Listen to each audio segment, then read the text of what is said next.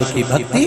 तो भगवान शिव ने पूछ लिया कि तुम कौन, क्या चाहती हो मांग लो। उसने कहा जितने जन्म मिले मेरे, जितने जन्म, प्रत्येक जन्म में मैं अपने पति के चरणों की सेवा करूं। समय आया एक बार करवा का नाम, उस जो पार्वती जी की सहेली थी उसका नाम करवा पड़ गया। करवा पड़कर एक साधारण परिवार में उसका जन्म था। पति के साथ संग में रह रही थी। पति को थोड़ा शरीर में शिथिलता हो गई थी और वो शिथिलता को देखकर पति को लगी प्यास। जब प्यास लगी तो पानी पीने के लिए पति सरोवर के पास गया। जरा ध्यान देना इस कथन। पति गया सरोवर के पास में। कई लोग करवा चौथ की बहुत हंसी उड़ाते हैं, माताओं की बड़ी हंसी उड़ाते हैं। उनसे निवेदन है मेरा, हमारे सनातन धर्म के जितने व्रत हैं, हमारे सनातन धर्म के इस भारत की भूमि से जितने नियम धर्म जितने निकले हैं, जितने व्रत निकले हैं, साधना निकली है, ये साधारण नहीं है। इसलिए बार बार कहते हैं चंदन है इस देश की माटी, तपोभूमि हर ग्राम है, हर बाला देवी की प्रतिमा, बच्चा बच्चा राम है। कोई साधारण नहीं है, कोई अब पार्वती जी की वो सहेली का नाम जन्म लेते लेते लेते लेते एक बार करवा पड़ गया। पति थोड़ा सा शिथिल था, शरीर में थोड़ा रोग हो गया था। पानी पीने के लिए सरोवर पर गया। सरोवर में जैसे पानी पीने के लिए गया, एक मगर ने उस पति का पांव पकड़ लिया।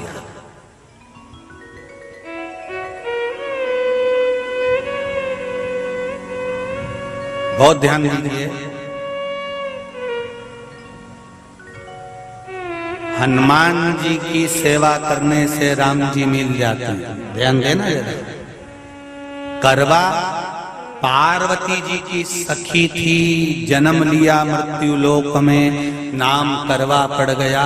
करवा चतुर्थी का व्रत करने से अखंड सौभाग्य हो जाता है। मात्र पार्वती जी की सहेली का व्रत।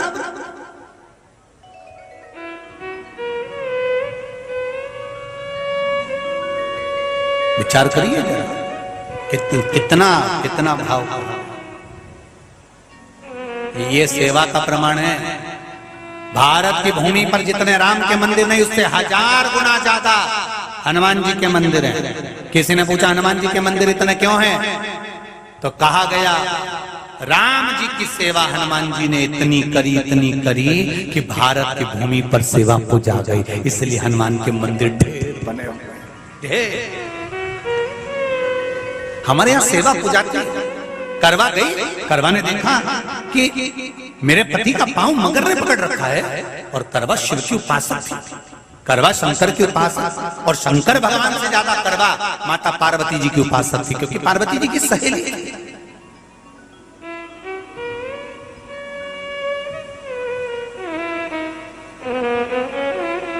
पति का पांव खींच कर मगर पानी में लेकर जा रहा था। करवा आराधना में लगी हुई थी।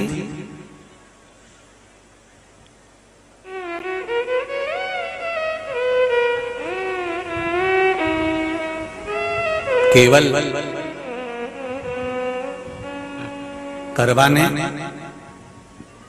मिट्टी का एक गोल भाग ही बनाया था, जिस पर पार्वती जी का जो नीचे का पीठी का होती है उस पर शिवलिंग रखा था। केवल नीचे का भाग का निर्माण ही करा था, और करवा के कानों में शब्द पड़ गया।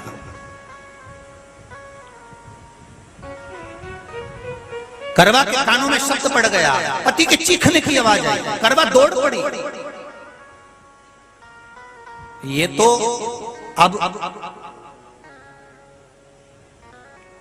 कैलेंडर में छपा हुआ करवा चौथ का फोटो आने लगा, नहीं तो पहले नियम था दीवार पर बनाई जाती थी और वहां पूजन करी जाती थी।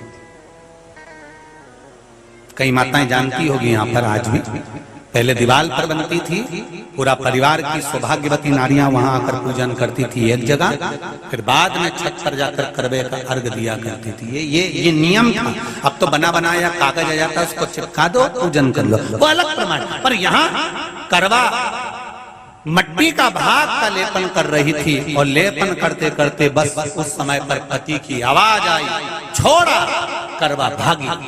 और शिव आराधना में लगी हुई करवा, पार्वती की आराधना में लगी हुई करवा भाग कर गई। पति को देखा तो मगर खींच कर ले जा रहा था। करवा ने अपना चीर फाड़ा, फाड़ कर मगर की पूंछ को पकड़ कर खींचा। और कितना सात्विकता में बल होगा, जरा विचार करना कि मगर को खींच कर वृक्ष के नीचे ले गई, और वृक्ष के नीचे नहीं जा पाई तो वहीं पर घाट के ऊपर घास लगी हुई थी। इसलिए आज भी करवा चौथ के व्रत में आपने देखा होगा, कुछ सलाखें, कुछ घास आपको मिल जाती है। उससे एक घास से, मात्र एक घास, एक घास से उसने उस मगर को बांध दिया। मगर हिल नहीं पाया। यम के दूत आ गए इसके पति को मौत के ग्रास ले जाने के लिए। यम के दूत। करवा ने पूछा, तुम कौन हो, कैसे आना हुआ? यमदूत कहते हैं, तुम्हारे पति का आज अंतिम दिन है, अंतिम समय, अंतिम पल है, ये मरेगा। करवा कहती, अगर मारना है तो इस मगर को मारो जिसने मेरे पति का पांव पकड़ रखा। प्राण छोड़ना है तो इस मगर के छोड़िए, मेरे पति के तो प्राण आप ले जा नहीं सकते। करवा, हम अपने नियम को नहीं बदल सकते। तेरे पति की अंतिम सांसें हैं, वो मरेगा। मगर को अभी नहीं मरना है, मगर अभी कम से कम 9 महीना और जीवित रहेगा। इसका हमारे पास लेख है। करवा कहती है, ऐसा हो नहीं सकता। यमदूत खड़े हैं, ले जाने दे नहीं रही। क्रोध आ गया करवा को, हाथ में जल उठाया। अगर एक यमदूत भी मेरे पति को उठाकर ले जाता है तो मैं शिव भक्त माता पार्वती जी की भक्त करवा आपको श्राप दे दूंगी। सब दौड़ पड़े, यमराज के पास चले गए। यमराज ने पूछा, तुम दौड़ कर आए हो, क्या हुआ? यमराज पूछते हैं, दूत कहते हैं, वो करवा अपने पति को नहीं लाने दे रही। यमराज वहां कर खड़ा हो जाता है। करवा को समझाया, करवा तेरे पति के प्राण जा चुके हैं, तेरा पति अब मरने वाला है, अंतिम क्षण इसको ले जाने दे, इसका आज आखिरी दिन है, मगर को ले जा, पर मेरे पति को नहीं। मान नहीं पाया। यमराज जब क्रोध पर अड़ गया, तब करवा को क्रोध आया, और क्रोध में आकर जल लेकर करवा ने श्राप देना चाहा यमराज को। यमराज चरणों में पड़ गया, रेन दे करवा, मैं तुझे वर देता हूँ, आज चतुर्थी का दिन है, तेरे पति को मैं जीवन दान देता हूँ। आज के दिन जो तेरे नाम से व्रत धारण करेगा, उसका खंड सौभाग्य स्वयं यमराज करेगा। स्वयं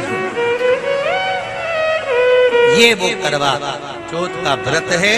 दुनिया के लोग भले हमारे सनातन धर्म पर उंगली उठाएं, दुनिया के लोग भले हंसें कि बताओ करवा चौथ का व्रत होता है, पति की पूजन करते हैं, कोई कुछ बोलता है, कोई कुछ बोलता है, पर सनातन धर्म की ये पहल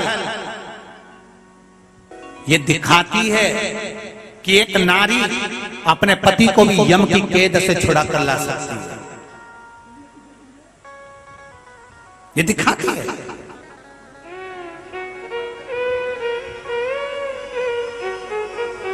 करवा का पति जो मगर ने पांव पकड़ रखा था, प्राण छूट रहे थे, वो करवा का पति जीवित रह गया। जीवित दौड़ कर गई, मट्टी का पात्र रखा था, मट्टी के पात्र में जल भर कर लाई अपने पति को, क्योंकि पानी पीने के लिए ही गया था, जल पीने के लिए गया था।